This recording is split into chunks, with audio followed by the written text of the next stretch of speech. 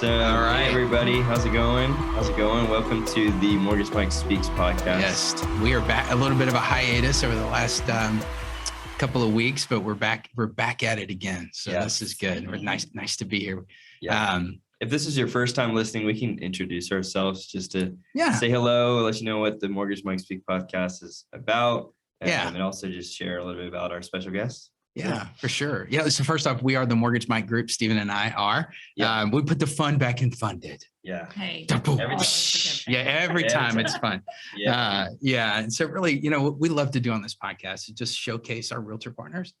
It's a place for them to tell their stories about how they got into real estate, who they are, really just give you a chance to just connect with the community and let everybody get a chance to just know who you are at a deeper level. Right. Mm-hmm. So. Yeah, absolutely. Yeah. My name's Steven. That's Steven. I'm Mike. Officer with the Mortgage Mike Group. So, we'd like to introduce our special guest. Yeah, we got Nae Davis here. Yes. I'm so excited to be here, especially after the hiatus. I feel very honored. You are a very special guest.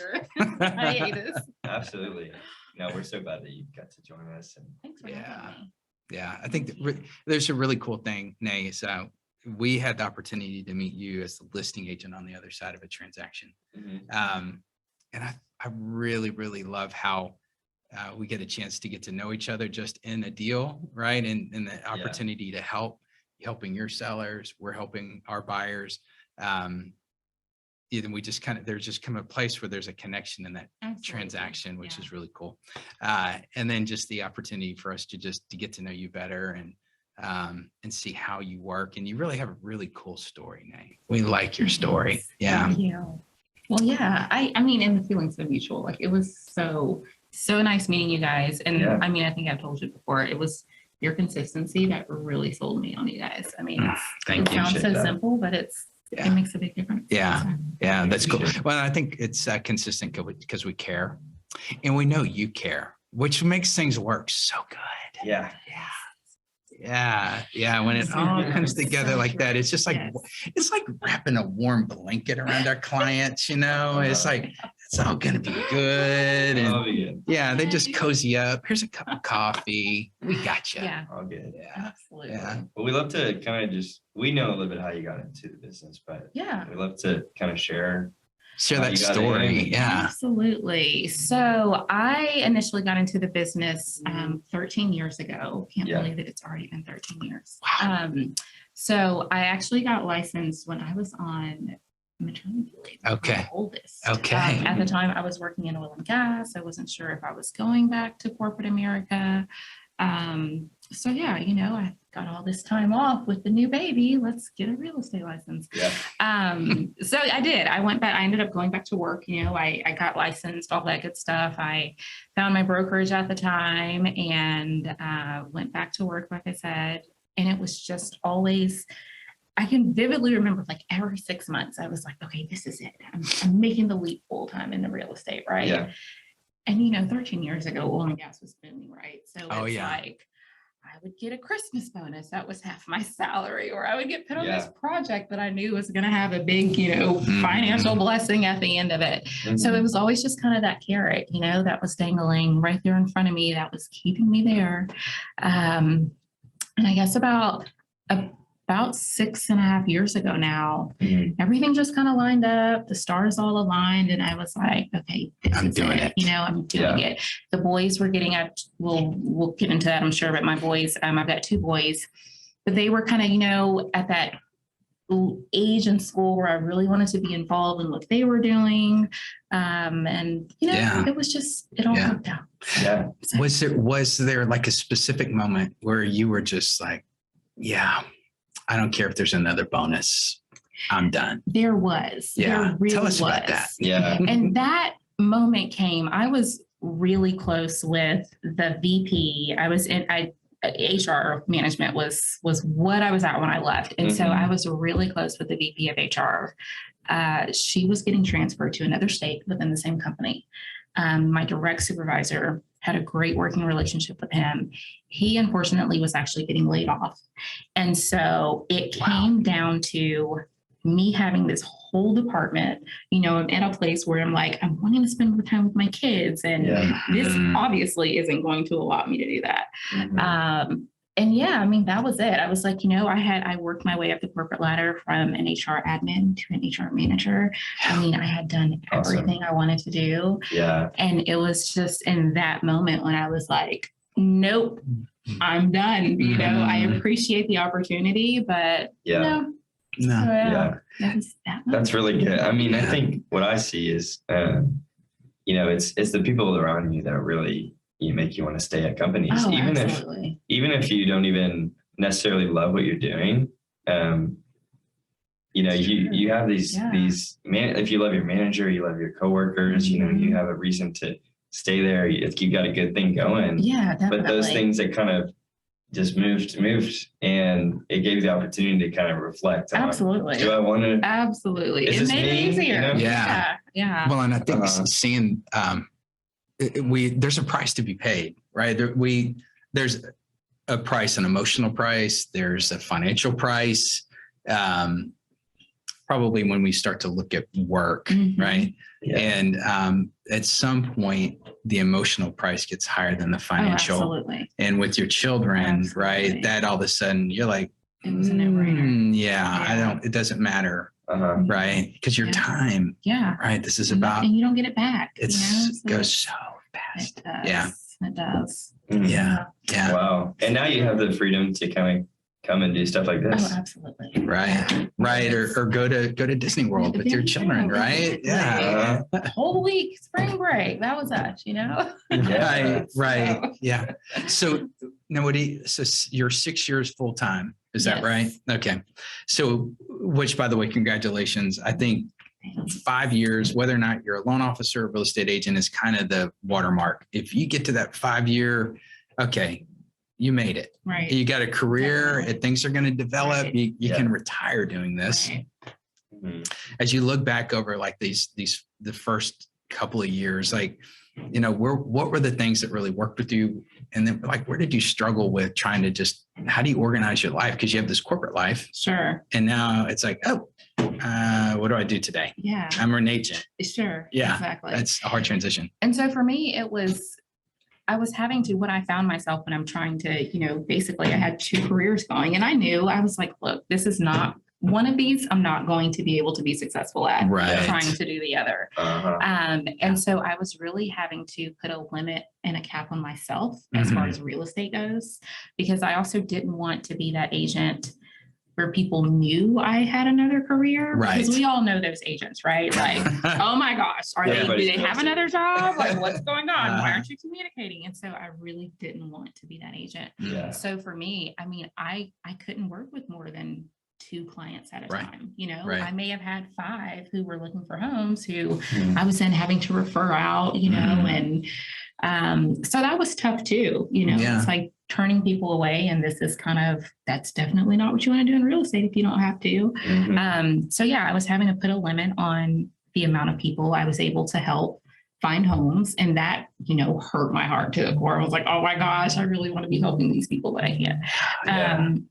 So yeah, I mean, as far as, you know, just like my systems and what I had in place when I was still in corporate America, I mean, there was no lunch for me because, you know, when I got that lunch, I was like, okay, all things real estate, you know, this, I've got to take care of this during my lunch.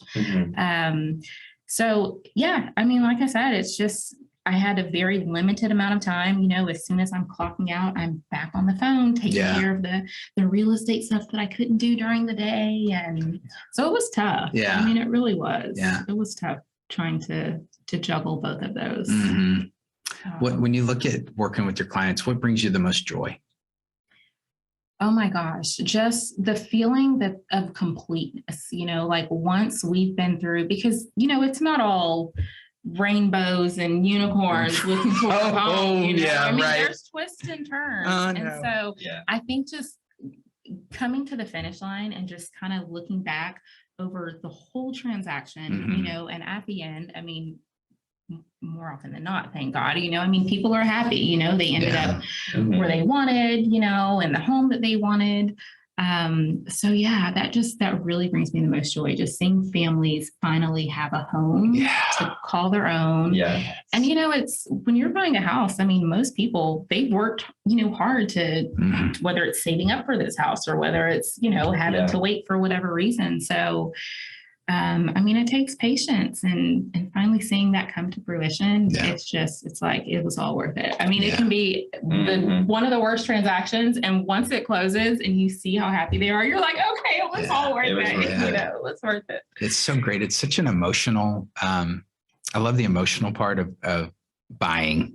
Yeah. And, it's funny because when you sell a home, as I've done a couple of times, it's all of a sudden becomes a very numbers thing. It's like I'm no longer emotionally attached to this place. I'm beginning to look numbers. So as I'm buying, all of a sudden I'm back in this emotional space around buying. And I think that just makes it fun. It does. Yeah. It does. Absolutely. Yeah. How do you take that?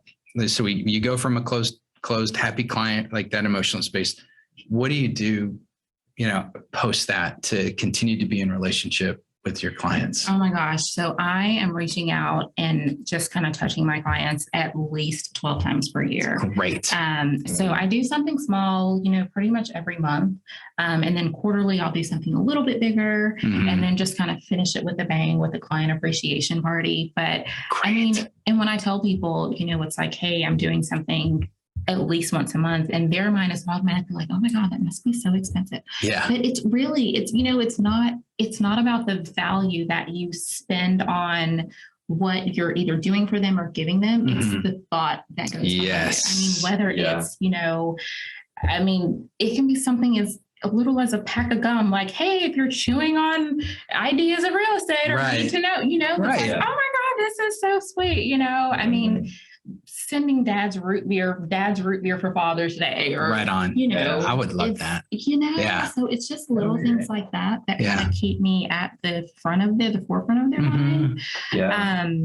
But it doesn't have to be big. It's just to let them know that you're thinking about them, and it goes a long way. Right. It really does. Right. Yeah, I would agree.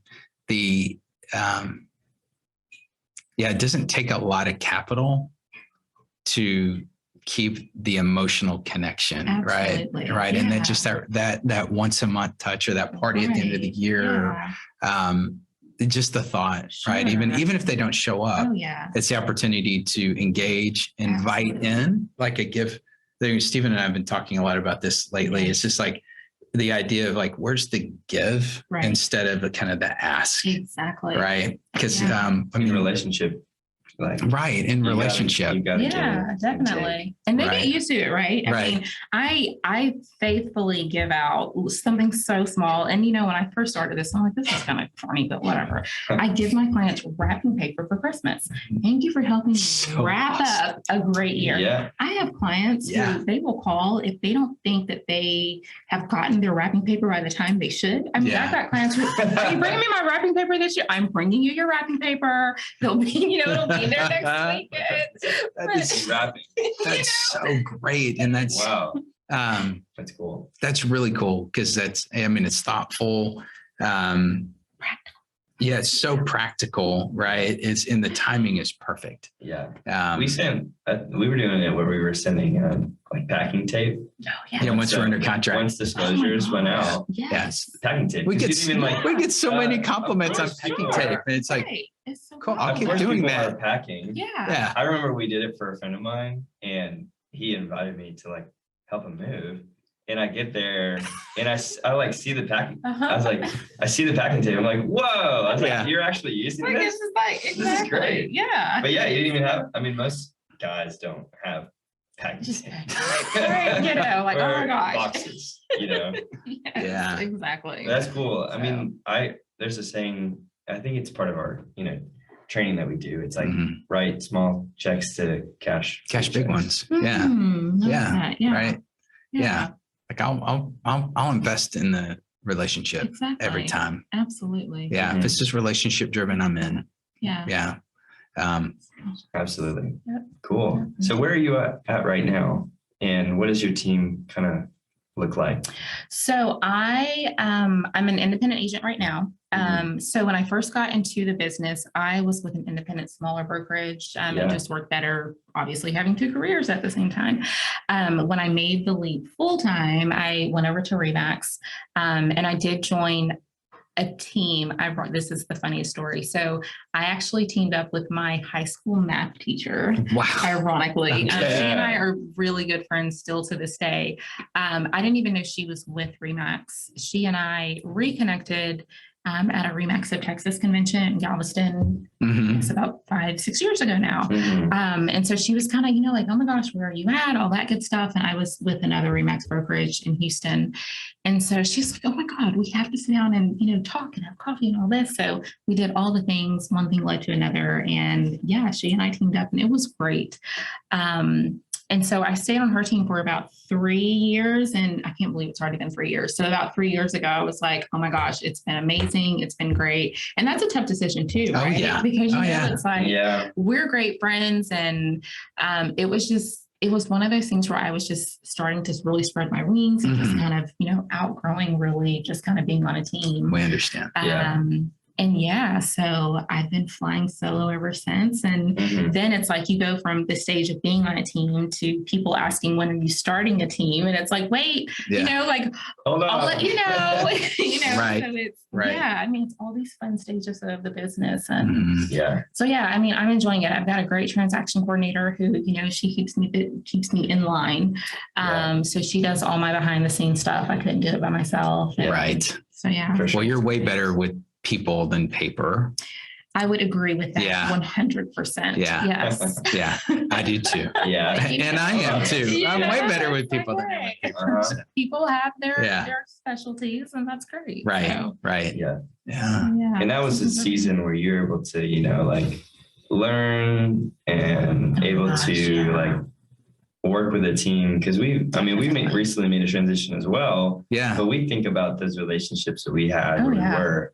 And we always want to always lead with like honor. And respect. Absolutely. Like it's never like we don't burn bridges, like there's just bridges going to different places, I think you said the operative word, I want to say, I don't know if you used outgrown or spreading your wings. Yes. Spreading your wings. That's really good. Right. Like just, there's just becomes a spot where as we progress up right into whatever that higher calling that we're going towards or being drawn to, that the model that we're in just fails to work the way we need it to. Like it worked really well, right? And then it's time for the next thing that's even better that we get to step into, right?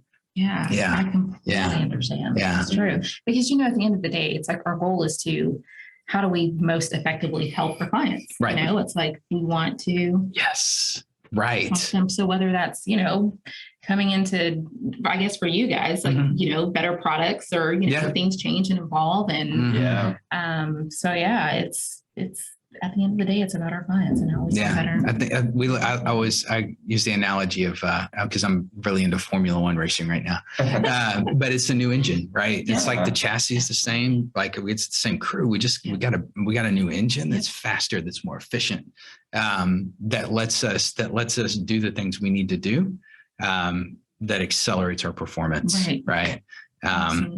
So when you look at your business into the next, I don't know, 3, 4, 5 years, do you are you thinking, we're good here, this is a good spot, or do you think this begins to go maybe like replication of team kind of concept? What fits for you, and in relation to your family? I already know, as much as I'm going to succumb to the pressure of the team. Like I can already see it happening. Right. And it is a good thing, right? It's I think it's just the natural progression of the business. So, can I give you a day and a time or what year? I can't at this moment. Is it going to happen? It is. It's just one of those things where it's the inevitable. Especially if you want to, continue to grow and flourish and, and help others too. Because I think that's the thing with the team, it's like there's so many positive things that come from being on a team or being a part of a team. Whether it's brainstorming or whether it's, helping the next agents, the newer agents come up. I mean, at some point, I'm not going to do this forever, and yes. And you want to have those people who, who you help along the way. And so, I mean, I think for all those reasons, even with clients, it's kind of like, hey, you're getting me, but you're not just getting me, like you're getting a whole team. So you've got a whole team behind you, which was always one of the really good things, when I was on a team, like, hey, I'm going to be here at this time, but don't worry because you've got a whole team who can step in my place. So I definitely, it's coming. It's coming, Mike. Well, and it's like so I'm going to get a little bit faithy on this because I'm just like, I look through the eyes of impact. Sure. And I can only make so much impact in the world by myself. Yep. And man, if I can hook arms with Steven and Safan and then we can start all moving in this direction together, man, our impact level gets higher, 100%. Right? And we're really, we're working in a way that I think is in just God's will to take care of his people. So it's like, I just want to take care of more people, as many people as I can. If I've been entrusted with the skills that I have to do what I do, and then I need to do that for as many people as I possibly can because they need us. Too much given. Exactly. Right. Yeah. That's a big responsibility. It is. You're dealing with people and, in relationships where it goes up and down. If you don't, if you're not like caring for each other, it gets pretty hard. And I was thinking too, it's like, I know you get this pressure for all these different people. It's like, I think about it. It's like, hey, I'm in this season. What am I supposed to learn right now? Right. What is, I want to be intentional in this season. I don't want to live in the future. Mm-hmm. And also just like looking at all the other people that have been in it for 12 years, right? Definitely. We definitely want to think like that. Right. And we just you have to be okay in the now, right? It's like, okay, I'm here now. And like Steven said, that learning, when am I learning at this moment that allows the next thing to birth into existence or to be nurtured in. It will naturally, it will come. Yeah. Absolutely. Yeah. So it's exciting. Yeah.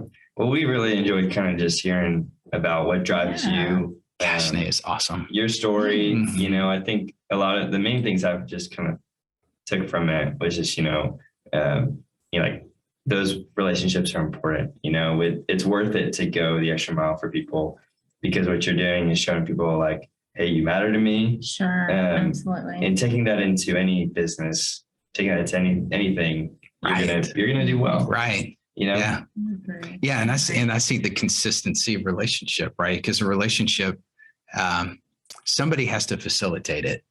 And by nature of our business, it's up to us to facilitate it, right? Absolutely. So we can't like expect our clients to be the initiator of a relationship. We are, right? So that consistent follow-up that you have, the little that is a lot. Right. The little that's a lot is so good. So good. Yeah. Awesome. Well, guys, thanks for listening. Nae, thanks for joining us. Thanks for coming on the show, Nae. We love it. Really enjoyed it. I think I'm ready to, work with my clients and, shower them with love, Right on. Right. Sweet. Cool. All right. So let's see. We'll see you guys on the next podcast out there, whenever that one is. If you are interested in real estate, Nae's an awesome real estate agent that you can connect with. Comment here, call, email, whatever it is. I don't know what that is down here, but maybe it's something down there. Chat boxes. I don't know. If you need any help with mortgages or have any questions around that, Steven and I and the rest of my group is here to just really take really great care of people like Nae does. So All right. We'll see y'all guys on the next show.